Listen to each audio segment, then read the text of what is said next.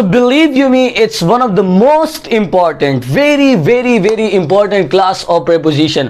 यहां पर मैं आपको दो बातें बताना चाहता हूं कि जब भी आप preposition का यूज करते हो, कोई भी preposition हो, आप preposition को अगर यूज करते हो और उसके बाद verb आता है, कोई भी एक्शन हो, गो हो, कम हो, स्पीक हो, एक्सेप्ट हो, बेयर हो, whatever the verb is, अगर आप कोई भी प्रेपोजिशन यूज करते हो तो उसके बाद जो वर्ब आएगा वो हमेशा आईएनजी फॉर्म का होगा. ऑलवेज कीप इन माइंड, आपने प्रेपोजिशन इस्तेमाल किया, उसके बाद एक वर्ब आया, वो वर्ब हमेशा आईएनजी फॉर्म का होगा. एक नंबर पहली बात जो मैं आपको समझाना चाह रहा हूं वो ये है कि whenever you use any preposition, उसके बाद अगर आप वर्ब का यूज करते हो तो वो हमेशा आईएनजी फॉर्म का आएगा, मगर वो प्रेपोजिशन टू नहीं होना चाहिए.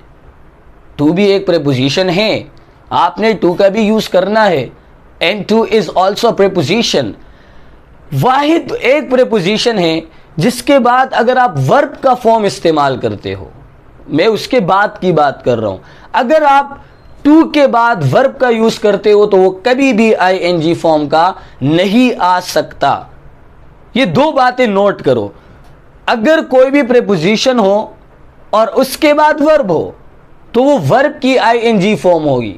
I come here for teaching, teach first form है, उसके साथ आपने आईएनजी फॉर्म ऐड करना है. I come here for teaching, I come here for speaking, I come here for learning. आप देख रहे हो कि मैं फॉर एक प्रेपोजिशन है और उसके बाद जो भी वर्ब आ रहा है वो आईएनजी फॉर्म का होगा. लेकिन अगर मैं इस फॉर को कन्वर्ट करूं किसमें, टू में, I come here to learn English, तो वो टू के बाद फिर टू लर्निंग इंग्लिश नहीं होगा बल्कि टू लर्न इंग्लिश होगा, वो वर्ब की फर्स्ट फॉर्म होगी.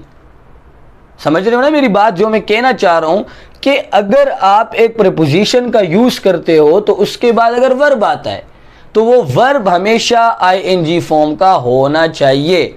लेकिन अगर वो प्रेपोजिशन टू है और उसके बाद वर्ब लगा हुआ है तो वो कभी भी वर्ब की आईएनजी फॉर्म नहीं होगा. अब ये बात भी अधूरी है. तीन बातें मैं असल में बताना चाह रहा हूं. नंबर वन, मैंने ये कहा कि जब आप कोई भी प्रेपोजिशन यूज करते हो उसके बाद अगर वर्ब आते हैं तो वर्ब आईएनजी फॉर्म का होना चाहिए. I come here for learning, in listening, in writing. आप देख रहे हो, इनके बाद मैं जो भी वर्ब यूज कर रहा हूं वो आईएनजी फॉर्म का, जीरेंड फॉर्म का है. लेकिन अगर इसी को मैं टू कर देता हूं, I am going to tell him, I am going to tell him, to के बाद मैंने टेल लगाया, टेलिंग नहीं लगाया. I am going to tell you, I am going to teach him, I am going for teaching him.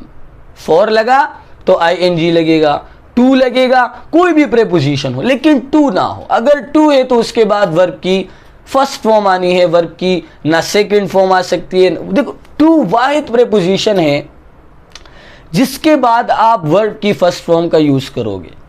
ना तो ये verb की सेकंड फॉर्म लेगा, ना तो ये वर्ब की थर्ड फॉर्म लेगा, ना ये वर्ब की आईएनजी फॉर्म लेगा. मगर एक शर्त इसमें और है कि जो प्रेपोजिशन टू आप यूज करते हो वो फिक्स ना हो.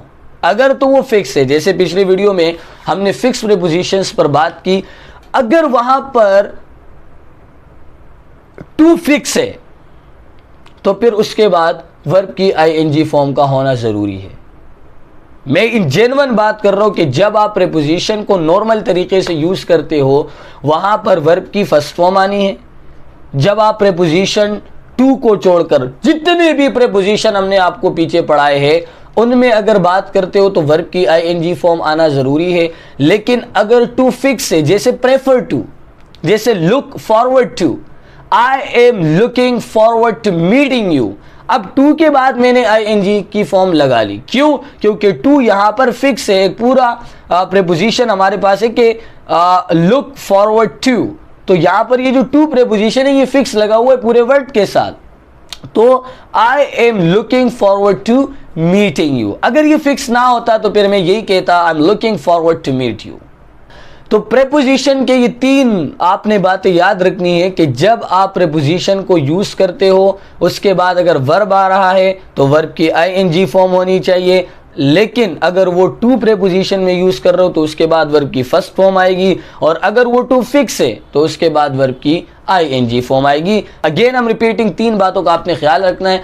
कोई भी प्रेपोजिशन हो उसके बाद अगर वर्ब हो तो आईएनजी लगेगा, लेकिन अगर टू प्रेपोजिशन है उसके बाद वर्ब अगर हो तो फर्स्ट फॉर्म लगेगी, लेकिन अगर टू फिक्स है तो उसके बाद फिर आईएनजी फॉर्म लगेगी।